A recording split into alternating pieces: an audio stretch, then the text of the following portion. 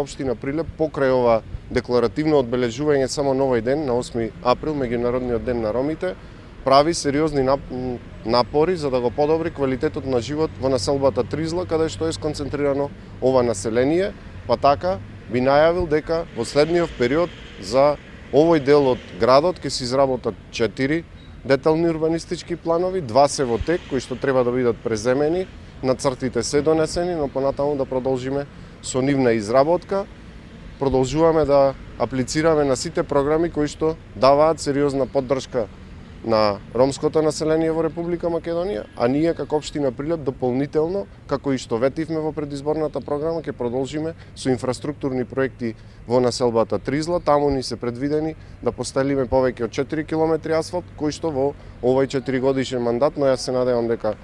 уште на стартот, во првата година од мандатот, ќе завршиме дел од работите и не застануваме тука. Аплицираме на сите проекти кои што значат подобрување на квалитетот на живот на